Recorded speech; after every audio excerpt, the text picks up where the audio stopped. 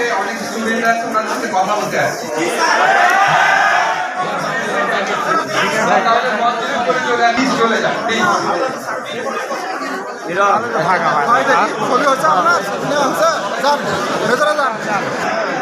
যারা উপস্থিত হয়েছেন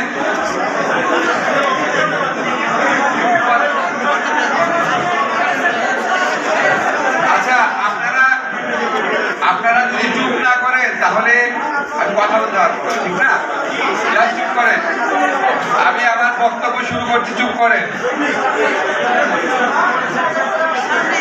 আজকে অনুষ্ঠানে আগত সম্মানিত বগুড়াবাসী, প্রথমে আপনারা আমার সালাম গ্রহণ করেন। আসসালামু আলাইকুম। বগুড়া আমার খুবই প্রিয় শহর। বহু বছর আগে ঢাকা বিশ্ববিদ্যালয়ে যখন পড়তাম, বগুড়াতে বেড়াতে এসেছিলাম। বগুড়াতে আমার বন্ধু বান্ধবরাও আছে। আমি এখানে আসতে পেরে সত্যি খুবই আনন্দিত। আপনারা জানেন আমি এখানে কেন এসেছি। আমরা এসেছি গণভোটের কথা বলতে। তার আগে আপনাদেরকে একটা জিনিস জিজ্ঞেস করি, আপনারা এখানে যারা উপস্থিত আছেন, আপনারা ফ্যাসিস্ট শাসন আমলে আপনারা কি ভোট দিতে পেরেছিলেন?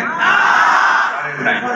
এই বেদনা অত্যন্ত দৃঢ়ভাবে আমাদের অনেক মনে আছে। গত 3টা ইলেকশনে 15টা বছর ফ্যাসিস্ট সরকার কাউকে ভোট দিতে দেয় নাই। একবার করেছে রাতের ভোট, একবার করেছে প্রতিদ্বন্দ্বী ছাড়া একক ভোট, আরেকবার করেছে আপনার আমি দামির একটা ভুয়া ভোট। বাংলাদেশের মানুষকে 15 বছর যাবৎ ভোটাধিকার থেকে বঞ্চিত রেখে নিজেরা নিজেদেরকে ইলেক্টেড ঘোষণা করে বাংলাদেশের মানুষের উপর নির্মম নির্যাতন চালিয়ে দেশকে অন্য দেশের কাছে বিক্রি করে দিয়ে তারা অবৈধভাবে ক্ষমতা ভোগ করেছিল। আজকে জুলাই গণ অভ্যুত্থানে আমাদের ছাত্র জনতার অসীম আত্মত্যাগী ভূমিকার কারণে আমরা একটা নতুন সময়ে উপস্থিত হয়েছি, যেখানে আমাদের ভোট দেওয়ার সুযোগ সৃষ্টি হয়েছে। এই সুযোগ কোনোভাবেই হারানো চলবে না। ভোট দেওয়া মানে হচ্ছে আপনার সরকার আপনি নির্ধারণ করবেন, আপনার জনপ্রতিনিধি কে হবে, কে সংসদে গিয়ে আপনার কথা বলবে, সেটা আপনি ঠিক করবেন। এটা আগে ঠিক করতো শেখ হাসিনা একজন ব্যক্তি, এখন বাংলাদেশের 18 কোটি মানুষ সেটা ঠিক করবে। ঠিক আছে, কাজে আমরা অসাধারণ একটা নির্বাচন অনুষ্ঠান করার চেষ্টা করব। আমরা জাতীয় সংসদ নির্বাচনে যেই প্রার্থীকে আমাদের মনে চায়, যাকে ইচ্ছা আমরা ভোট দিব। কিন্তু আমরা ভোট দেওয়ার সময় খেয়াল রাখবো অন্যকে আমরা ডিস্টার্ব করবো না, অন্যের ভোট দেওয়ার অধিকারকে কোনোভাবেই ক্ষুণ্ণ করবো না। অন্যকে যদি ভোট দিতে বাধা দেন বা ক্ষুণ্ণ করেন তাহলে আপনি শেখ হাসিনা হয়ে গেলেন। আমরা কি কেউ শেখ হাসিনা হতে চাই? কাজে আমরা সবার ভোটাধিকারও উন্মুক্ত রাখবো। এবার গণভোটের প্রসঙ্গে আপনাদের কিছু কথা বলি, আপনারা এটা খুব ভালো করে মনে রাখবেন। এবারে নির্বাচনে 2টা ঐতিহাসিক ঘটনা ঘটছে। একটা হচ্ছে প্রথমবারের মতো প্রবাসী ভাইরা ভোট দিতে পারছে, সেকেন্ড হচ্ছে প্রথমবারের মতো জাতীয় নির্বাচন এবং গণভোট একসাথে অনুষ্ঠিত হচ্ছে। গণভোটটা কি এবং কেন? দেখেন, আমরা যখন দায়িত্ব গ্রহণ করেছিলাম জুলাই গণ অভ্যুত্থানের পর, আমরা বলেছিলাম আমাদের 3টা প্রধান কাজ। একটা হচ্ছে সংস্কার, একটা হচ্ছে বিচার, গণহত্যাকারীদের বিচার, আর একটা হচ্ছে নির্বাচন। এখন সংস্কার মানে কি? সংস্কার মানে হচ্ছে এমন একটা সিস্টেম দেশের মধ্যে ছিল, এই সিস্টেমের মাধ্যমে আয়নাঘর সৃষ্টি করা যেত, বিচার বহির্ভূত হত্যাকাণ্ড করা যেত, গুম করা যেত, মিথ্যা হয়রানিমূলক গায়েবী মামলা প্রদান করা যেত, দিনের পর দিন বিচার না করে জেলে আটকে রাখা যেত, জেলে রেখে মারা যেত। এবং আমাদের যে বড় বড় যারা নেত্রী আছে, আপনারা জানেন বেগম খালেদা জিয়াকে পর্যন্ত ভুল চিকিৎসা করে মৃত্যুর দিকে ঠেলে দেওয়া হয়েছিল।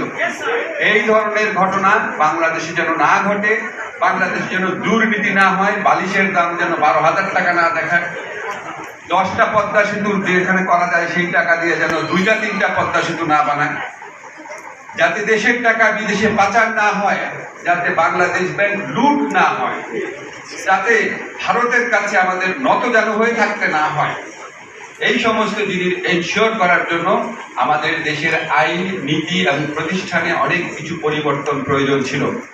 যেসব পরিবর্তন আমাদের সরকারের পক্ষে সম্ভব আইন প্রণয়ন করে ইনশাআল্লাহ তার অনেক কিছু আমরা করেছি। আপনারা জানেন বিচার বিভাগ স্বাধীনতার লক্ষ্যে অনেক পদক্ষেপ নেওয়া হয়েছে, স্বাধীন হিউম্যান রাইটস কমিশন তৈরি করা হচ্ছে। আমাদের এখানে ফৌজদারি কার্যবিধি, দেওয়ানি কার্যবিধির অনেক সংস্কার হয়েছে, লিগাল এইডকে সম্প্রসারিত করা হচ্ছে। কিন্তু আরো বড় বড় সংস্কারের জন্য সংবিধানের পরিবর্তন প্রয়োজন। সংবিধান পরিবর্তন করার মতো ক্ষমতা অন্তর্বর্তীকালীন সরকারের নাই। কিন্তু আমাদের যে ক্ষমতা ছিল সেটা প্রয়োগ করে আমরা কোথায় কোথায় পরিবর্তন দরকার, বড় পরিবর্তন দরকার, সেটা সকল রাজনৈতিক দলের সাথে আলোচনা করে আমরা ঠিক করেছি জুলাই সনদে।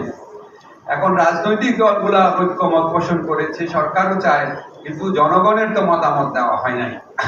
জনগণের মতামত নেওয়ার জন্য এই গণভোটের আয়োজন করা হচ্ছে। সেখানে হ্যাঁ ভোট থাকবে, না ভোট থাকবে। মূল কথা হচ্ছে, আপনি যদি চান এই দেশ থেকে বৈষম্য দূর হোক, নিপীড়ন দূর হোক, অবিচার দূর হোক, দুর্নীতি দূর হোক, তাহলে আপনি হ্যাঁ ভোট দিবেন। আপনি এগুলি দূর হোক চান, তাহলে আপনি হ্যাঁ ভোট দিবেন।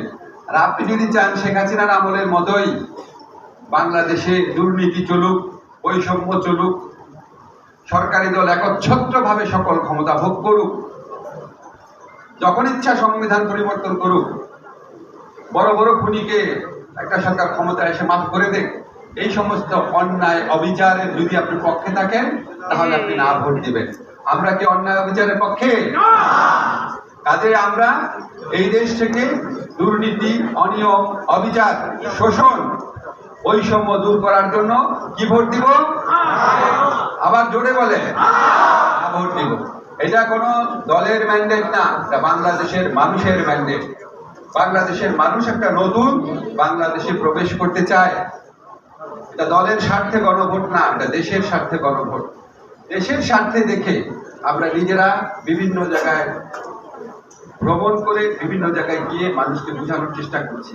এখন গণভোটে কি কি থাকে প্রশ্ন, যেমন ধরেন জুলাই সনদে কি আছে, কয়েকটা জিনিস বলি, আপনারা বুঝতে পারবেন এটা ভালো নাকি খারাপ। যেমন আমরা বলেছি তত্ত্বাবধায়ক সরকার ব্যবস্থা হবে, ভালো না এটা? আর তত্ত্বাবধায়ক সরকার কিভাবে গঠিত হবে? সরকার একা ঠিক করবে না, বিরোধী দলকে সাথে নিয়েও ঠিক করবে, ভালো না এটা? আমরা বলেছি নির্বাচন কমিশন কিভাবে গঠন করবে, এটা সরকারি দল একা একা ঠিক করবে না, বিরোধী দলের সাথে কথা বলে ঠিক করবে। আমরা বলেছি আমাদের যে সংসদীয় কমিটি হয়, আমাদের যে স্পিকার, ডেপুটি স্পিকার হয়, সব সরকারি দল নিয়ে যাবে না। ডেপুটি স্পিকার পদটা বিরোধী দল থেকে দিতে হবে। আর সংসদের যে কমিটি আছে, 10টা না হয় সরকারি দল নিবে, কিন্তু 2টা হইলেও বিরোধী দলকে দিতে হবে। এটা করা ঠিক না? আচ্ছা, আমরা আবার বলেছি কি, আমাদের সংসদে আমাদের যে মা বোন আছে, নারী মানে তো আমার মা আর বোন, ঠিক না? আমার সন্তান, ওনাদের স্থান, ওনাদের সংখ্যা ধীরে ধীরে বৃদ্ধি পাবে, একবারে না, ধীরে ধীরে। এটা হওয়া উচিত না? জোরে বলে হ্যাঁ। আচ্ছা, তারপরে আমরা এই ধরনের কিছু কিছু অনেকগুলো বিধান রেখেছি। একজন মানুষ 10 বছরের বেশি প্রধানমন্ত্রী হবে না। 10 বছর তো অনেক, ঠিক আছে? আমরা এই ধরনের পরিবর্তনের কথা বলেছি। আমরা মূল যে মেসেজটা, সেটা হচ্ছে বৈষম্য যেন দূর হয়, অনিয়ম যেন দূর হয়, দুর্নীতি যেন দূর হয়, একচ্ছত্র ক্ষমতা যেন একজন ব্যক্তির হাতে না থাকে। আপনারা দেখেছেন একচ্ছত্র ক্ষমতা, সমস্ত ক্ষমতা, 18 কোটি লোকের ক্ষমতা যখন একজনের হাতে থাকে, তখন কি হয়, এটা ফ্যাসিস্ট আমলে দেখেছেন। আমরা দেখেছি ক্ষমতায় যেন ভারসাম্য থাকে। নির্বাচনে যে জিতে আসবে সেই দলই সমস্ত ক্ষমতা ভোগ করলো, বাকি যারা দল জিতে আসে তারাও তো অনেকগুলো আসনে জিতে না। ধরেন একটা ফেয়ার ইলেকশন হলে, বাংলাদেশে যখন ফেয়ার ইলেকশন হতো, তখন দেখা যেত সরকারি দল যদি 100টা আসন পেত, তাহলে বিরোধী দল অন্তত 70টা আসন পেত। ফেয়ার ইলেকশন গুলো এরকম দেখা গেছে, 60টা 70টা আসন পেত। তো 100টা আসনে যারা জিতেছে, ধরেন যদি একটা দল 10 কোটি লোকের ভোট পায়, আর একটা দল 6 কোটি লোকের ভোট পায়, তাহলে 10 কোটি লোকের কথাই শুধু দেশ চলবে, নাকি 6 কোটি লোকের যে প্রতিনিধি আছে তাদের সাথে কথা বলা দরকার হবে? কথা বলা দরকার হবে না? এই সমস্ত জিনিস মাথায় রেখেই আমরা সংস্কারের পক্ষে অবস্থান নিয়েছি। আমরা কোনো রাজনৈতিক দল না, আমরা এই সরকারের মেয়াদ আছে আর 1 মাসের মধ্যে, এরপর আমরা কোনো ক্ষমতা ভোগ করবো না। আমাদের কোনো ইচ্ছা নাই, আমরা চাই বাংলাদেশে যেন ফ্যাসিবাদী শাসন ব্যবস্থা ফিরে না আসে, ফিরে যেন না আসে। এই জন্য আমরা ইতিমধ্যেই বেশ পদক্ষেপ নিয়েছি। ধরেন আমরা প্রায় 1/3 পদক্ষেপ অন্তত নিয়েছি, কিন্তু আমরা চাই বাকি 2/3 যেন নেওয়া হয়। সেই জন্য গণভোটে আপনাদের হা ভোট প্রয়োজন। যখন আপনারা জাতীয় সংসদ নির্বাচনে ভোট দিবেন, আপনার পছন্দ মতো প্রার্থীকে ভোট দিবেন, আর যখন গণভোটে ভোট দিবেন তখন দেশের পছন্দে ভোট দিবেন। দেশের পছন্দ হচ্ছে হা ভোট। ঠিক আছে, সবাই ভালো থাকবেন। যদি আপনাদের কোনো প্রশ্ন থাকে গণভোট রিলেটেড ব্যাপারে, তাহলে আমাকে করতে পারেন, পরিচয় দিয়ে করতে পারেন। বলেন, ওকে একটা মাইক দাও, পরিচয় দাও। মা, তোমার পরিচয় দাও। আসসালামু আলাইকুম স্যার, আমি সরকারি আজিজুল হক কলেজের সাবেক শিক্ষার্থী, বর্তমানে বিপিসিতে প্রশিক্ষণ। জি, এবং আমার আরো একটা পরিচয় আছে, আমি আপনার সহযোদ্ধা জুলাই অভ্যুত্থানে আমি আচ্ছা, থ্যাংক ইউ, অনেক ধন্যবাদ। মা বলো। আমাদের হাজী ভাইয়ের হত্যার বিচারে সরকারের বর্তমান অবস্থান। আচ্ছা, এটা একটা বিষয় না বলছি, আমরা ওসমান হাদির বিচারে দৃঢ় প্রতিজ্ঞ। তো বসো বলছি, এই হত্যাকাণ্ডের, জঘন্য হত্যাকাণ্ডের তদন্ত রিপোর্ট অলরেডি জমা দেওয়া হয়েছে। এই তদন্ত রিপোর্টটা যারা মামলাটা করেছে তারা নারাজি পিটিশন দিয়েছে। তারা এই তদন্ত রিপোর্টে সন্তুষ্ট না। সন্তুষ্ট না হওয়ার কারণে আদালত, যখন তদন্ত রিপোর্টে সন্তুষ্ট না হয় তখন আদালত ওদেরকে অসন্তুষ্ট করে তদন্ত রিপোর্ট নিতে পারে না। মা, ঠিক না? তুমি মামলা করেছো, তুমি কিন্তু রিলেটেড কোয়েশ্চেন, তোমার কোয়েশ্চেন একটা করে, কারণ অন্যরা করবে। ফলে যখন নারাজি হয়েছে তখন পুলিশের আরো একটা সংস্থাকে তদন্ত করতে দিয়েছে, পূর্ণাঙ্গ তদন্ত। যেই মুহূর্তে চার্জশিটটা গৃহীত হবে তখন বিচার কার্য শুরু হবে। চার্জশিট গৃহীত হওয়ার আগে বিচার কার্য শুরু হয় না।